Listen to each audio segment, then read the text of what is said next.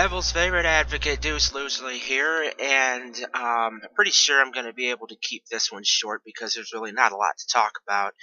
And I'm talking about the predictions that I have for the upcoming TLC pay-per-view on WWE.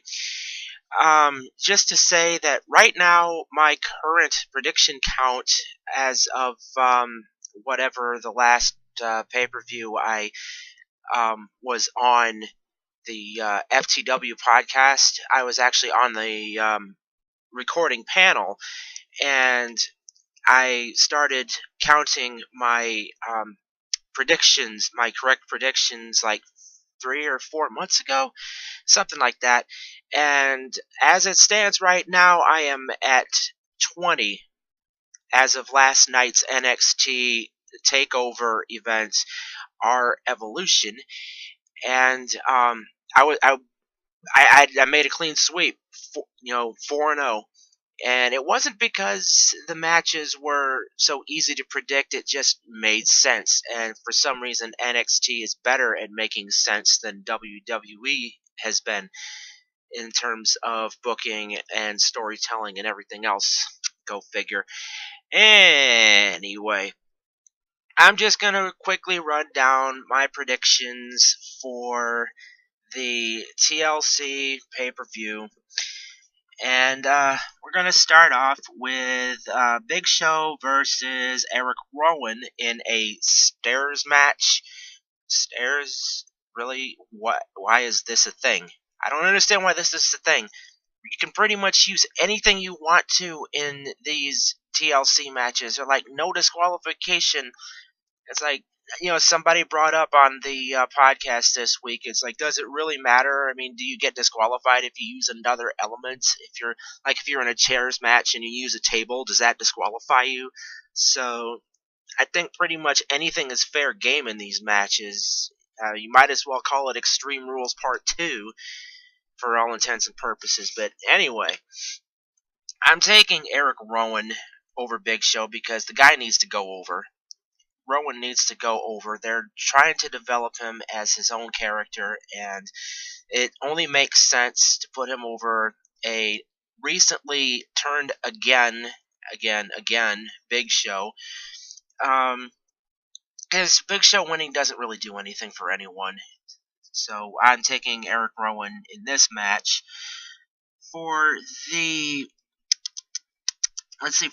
tag team match, New Day versus the Dust Brothers, I'm going to take New Day because, let's face it, they're a new thing, and Big E is still relatively fresh, and Kofi needs to reestablish himself, and Xavier Woods needs to reestablish himself on the main roster.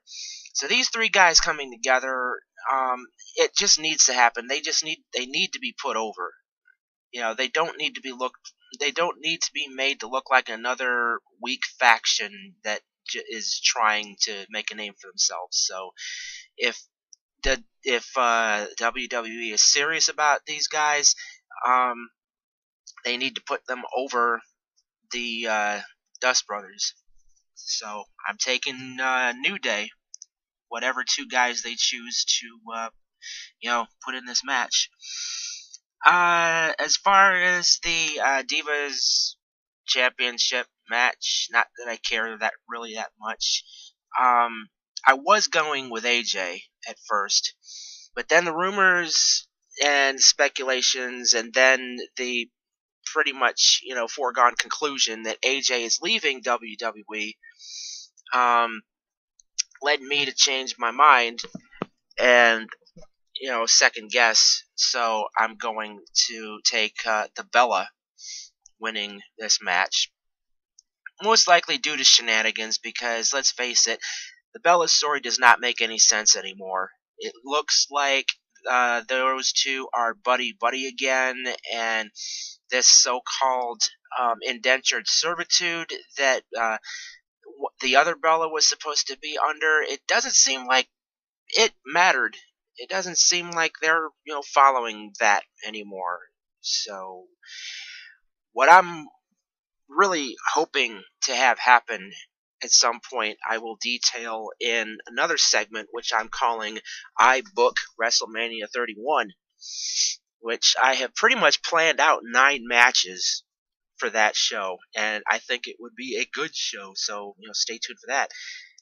But anyway, next match, we have Rusev versus Swagger, and really, if they're gonna start, I can't tell if they're continuing this angle with those two or if they're starting it over again. But either way, I don't think Swagger has the momentum. He doesn't have the backing. He doesn't have the fan support, really, other than, America, fuck yeah. But I see Rusev coming out over Swagger again. Just makes sense to me. There's just no reason for Swagger to go over. The next match, I have Ziggler going over Luke Harper. Luke Harper being pretty much the last vestige of whatever was left of the so-called Authority. I don't understand the reasoning behind him being the Intercontinental Champion, other than just to have taken it away from Dolph Ziggler, who was joining Team Cena for Survivor Series. Now that the Authority thing is no longer a thing, and Harper is pretty much on his own again, he was always one of those characters who didn't need a title to survive. He didn't need a title to get by. So and Ziggler has all the momentum in the world going after his performance at Survivor Series. They need to give him the title back. So I'm looking at him regaining again the Intercontinental title. Harper to me is just a placeholder. For the match against let's see, the Usos versus Miz and Sandow, I was initially going to side for the Usos, but I thought again and realized that, they're probably going to stick with this idiotic stunt double thing that they've got Miz down on. I can't believe I'm saying that. Can't believe I just said that. Sandow. They need to give Sandow his identity back. And they need to get off of this notion that Miz has taught Sandow anything at all. I don't understand what it is about this degrading of Sandow's character, of his knowledge of wrestling, and basically his experience and his ability to make it look like he needs Miz in any kind of way. Everybody wants these two to split, and it's coming. It's got to be coming, but I don't think it's time yet. I think these two need to have the title a little bit longer, so that Sandow in story can recognize that Miz is just riding his coattails, just like Miz has ridden everyone else's coattails that he has been teamed up with. Miz is the professional coattail rider, and Sandow needs to separate, and I just don't think it's time just yet. Not quite yet. Maybe by the time Royal Rumble comes around, but for now, those two, Miz and Sandow, they go over the Usos. Ryback versus who did I have written down here? Kane. Kane. Derp. I can't even remember. I don't even think enough about Kane to remember him. Kane is a joke. There's no reason for him to win.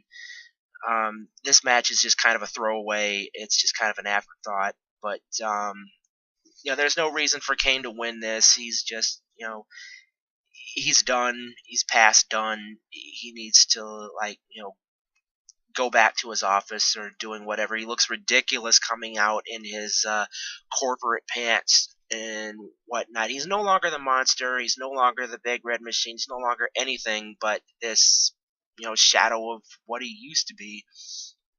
He's not even really that. So, Ryback goes over Kane. Cena over Seth Rollins because lol, Cena wins. That's all the logic you really need.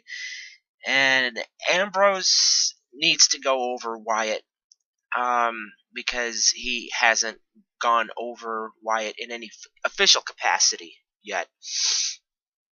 The last match they had at the last pay-per-view, I don't even really count that. It's, I don't even really know what that was thinking back on it. It was basically an advertisement for the TLC match that they're having this week. So, Ambrose is going over Wyatt this time for good, because they either need to do something more meaningful with these two, or they need to move on. So if they, for whatever reason, decide to continue whatever's happening between these two, they need to make it more meaningful. They need to do something else with it. They need to do something more. And right now, the only logical conclusion is that they end it, and Ambrose has to go over. So, in the end, I have, as my predictions, and I'm sticking with them, Erick Rowan over Big Show, New Day over the Dust Brothers, the Bella over AJ. I have Rusev over Swagger. I have Ziggler over Harper. I have Miz and Sandow over the Usos.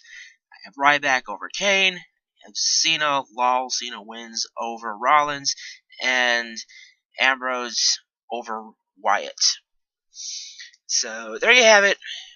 That's my predictions for TLC, the upcoming pay-per-view from WWE. How they are going to follow the NXT pay-per-view we just saw last night, I have no idea. It's going to be an uphill battle for sure.